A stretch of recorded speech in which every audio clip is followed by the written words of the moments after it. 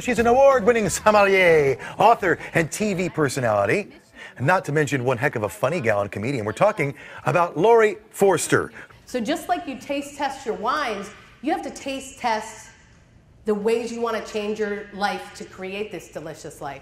And sometimes you're going to have an idea of what you think it's going to be. For me, right? I went to New York City, I did my sommelier training, and I worked at Astor Wine, which is one of the largest wine stores in Manhattan.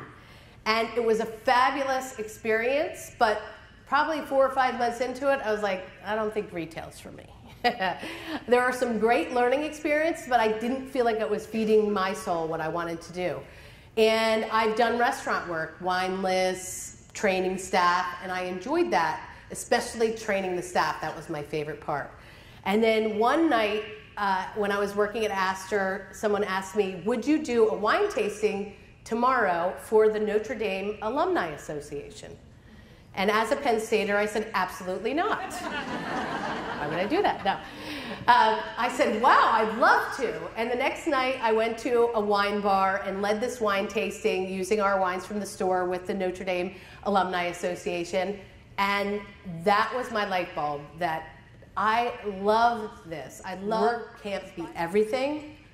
A delicious life has to include more than just achievement and success on a financial basis. And so those moments of clarity, we need to listen, or even before they come to us, scan our environment. Where are things out of balance? Where can we make shifts that are going to allow us to really have that full, delicious life? And that airport epiphany is what gave me the idea to make a change. And ideas are great. And I think I have a little graphic there. Poor little me walking down the jet bridge all alone.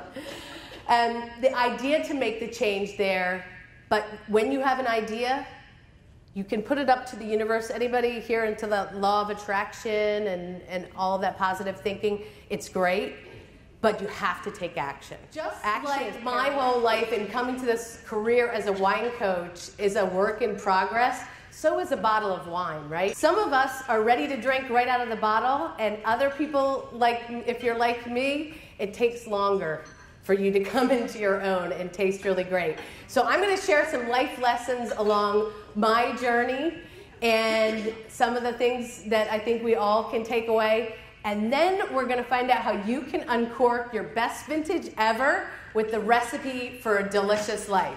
There are 3 steps to a delicious life. And they're the same 3 steps. How many here people love wine? Oh, good. That wasn't controversial. The 3 steps to ordering a great glass of wine are the 3 steps to a delicious life. The first tip here is forget labels. Okay, I put my little yellowtail label up there because that's probably one of the most famous wines out there that became best-selling because of the label, right? Yellowtail is a marketing case study for almost every college.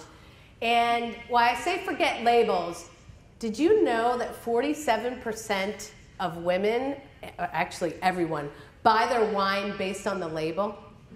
Do you believe it? Have you done that before? You go into the store and there's like thousands of bottles. You don't even know where to start, right? Oh, look, it has a cute dog on it. I love this. Or some of them have the crazy names, which I can't say on stage, but you know what I'm talking about, okay?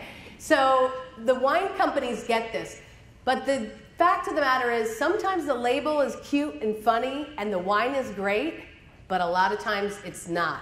And so just like when we judge people solely on the outside, it doesn't always work. So take the time to realize that people put labels on you already, right? Do people already have expectations? You're good at math, you're not good at math, you're the organizer, you're the one that takes charge of this. This is what you do, this isn't what you do.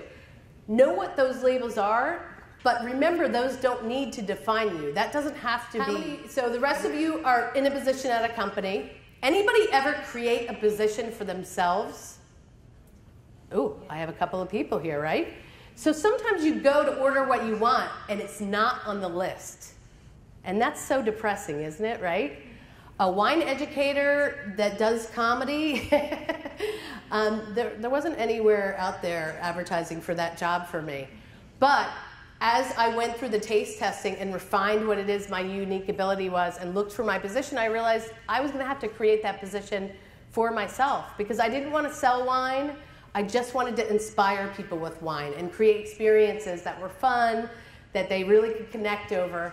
And that didn't exist, so I had to create it. Maybe within your company, even if you don't have your own business, there's probably a very unique position for you that might not exist that's needed, and that's possible. So if it's not on the list, you can ask anyway, right? You can come up with your concept and sell that. And if it's playing into your passion, if it's playing into your unique ability, people are gonna feel it. Here's a toast to uncorking your best vintage ever, ladies. Thank you so much for having me. I really appreciate it. I'm Laurie Forster. Thank you.